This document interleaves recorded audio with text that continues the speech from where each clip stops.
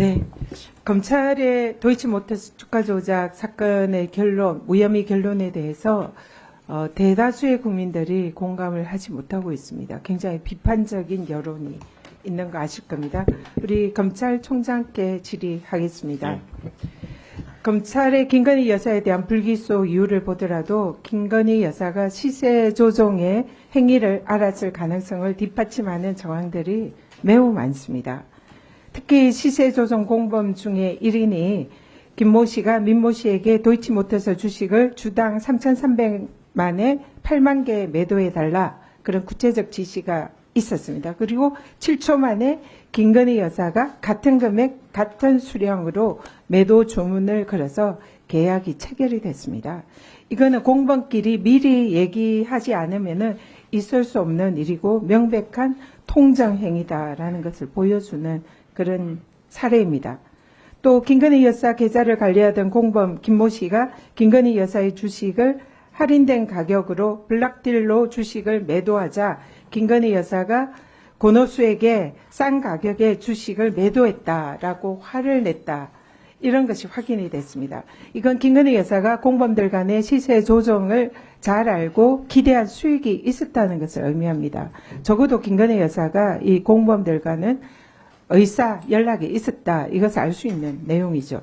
그리고 김건희 여사가 블럭딜이라는 개념을 안다면은 주식 거래에 있어서 일반인이다라고 보기는 어렵습니다. 저는 사실 블럭딜이 뭔지 모르거든요. 네, 다음 PPT 보시죠. 도이치모터스 주가 조작 이후에도 김건희 여사와 권오수 회장 간의 장외 매도나 매수를 계속적으로 하는 그런 정황이 있습니다. 10억 원을 빌리고 20억 원을 빌리고 또 빌려주기도 하고 수십억 원의 금전 거래가 지속되었습니다. 이런 사실은 만약에 김건희 여사가 주가 조작 피해자였다면 가해자와 금액의 거액의 금전 거래를 계속하는 것은 있을 수 없는 일이다, 이렇게 생각합니다. 그리고 주가 조작 끝나면 끝나야죠. 근데 지속적으로 거액의 금전 거래를 수십억을 합니다. 그리고 또 김건희 여사가 도이치모터스 이사 명함을 가지고 다녔다는 사실도 이거는 증거로 인정되는 거고요. 그러니까 권오수, 주가 조작범 권오수와는 아주 밀접한 관계이기 때문에 내부자 거래를 했을 가능성도 매우 농후합니다. 그리고 또 이 권오수 회장을 김건희 여사가 그 부인과 아들을 대통령 취임식에 초청도 합니다. 그래서 이들의 관계는 매우 긴밀합니다. 그렇기 때문에 이 시세 조정에 있어서 사실상 공모자일 그런 정황이 매우 높습니다. 근데 검찰은 이렇게 김건희 여사가 시세 조정 사실을 알았다고 보여지는 정황들을 사실 2021년 9월에 이미 인지를 했습니다. 그런데도 이번에 최재훈 반부패 2부 부장은 김건희 여사가 이런 거에 대해서 전혀 몰랐을 것이다. 그래서 전에 검찰의 수사 보고서 내용과 전혀 다른 내용으로 불기소를 합니다. 이거는 사실상 검찰이 의도적으로 김건희 여사에게 불기소를 해준 그런 정황이다, 이렇게 보입니다. 또 김건희 여사에 대해서 검찰이 거짓말을 한 정황도 매우 많습니다. 적어도 3가지 정도는 확인이 됩니다. 첫 번째는 압수영장을 청구를 했는데 법원에서 기각했다. 법원이 엉뚱한 누명을 쓸 뻔했습니다. 사실상 도이치모터스 관련 김건희 여사 압수수색 0번이라는 거 지난번에 여러 차례 또 이창수 지검장도 확인을 했습니다. 법사위에서.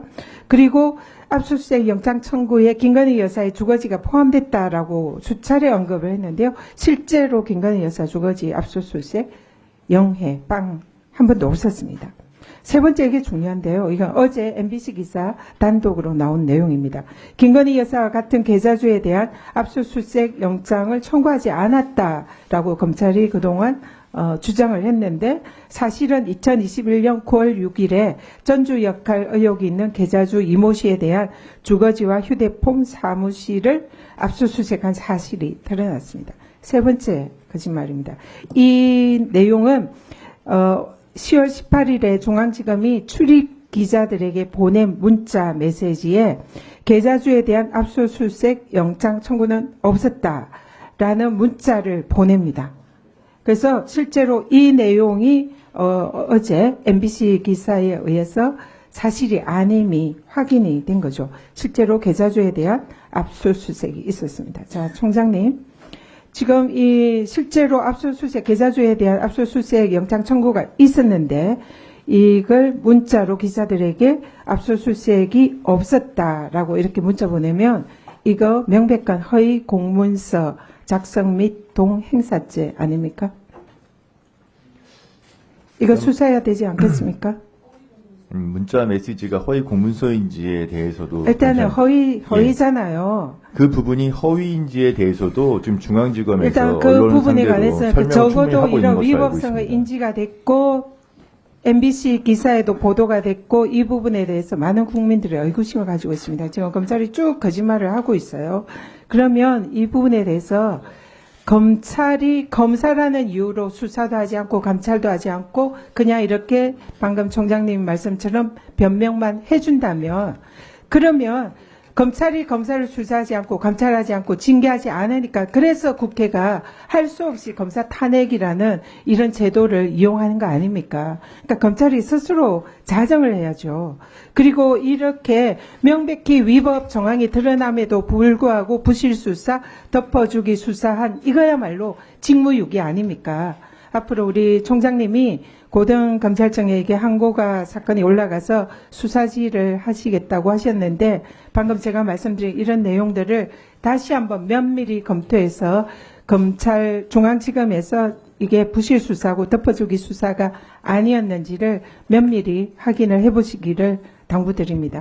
이상입니다. 네, 2021년 9월 그 수사보고서 당시에도 이미 지금 다 나와 있었던 자료들이고 4년 반 4년 반 동안 수사팀에서 충분히 숙고해서 결론을 내린 사건입니다. 항고가 제기되었으니까 항고가 되게 될 예정이니까 제기된다면 지금 말씀하신 대로 제가 법과 원칙에 따라서 살펴보겠습니다. 이미 본인이 마친다고 했습니다. 네, 미안합니다. 조배수 의원이 주란다고 주는 것은 아닙니다. 예. 대신 제가, 그 총장님 있잖아요. 예. 지금 전현희 의원님 주장은 허위 문자 앞으로 했다는 거 아니겠습니까? 근데 예. 그게 무슨 총장님 허락받고 하는 건 아닐 테니 그 문자가 허위라면 경위 파악은 총장이 하고 있어야 되는 거 아닙니까? 중앙지검에서는 그게 허위가 아니라는 그런 취지의 설명을 지금 언론을 상대로 해서 충분히 하고 있는 것으로 알고 있습니다. 그러면 이따가 전현희 의원님 제보 보충 질의 할 때 또 아마 물어볼 것 같으니까 그때까지 정확한 경위를 파악해 보세요.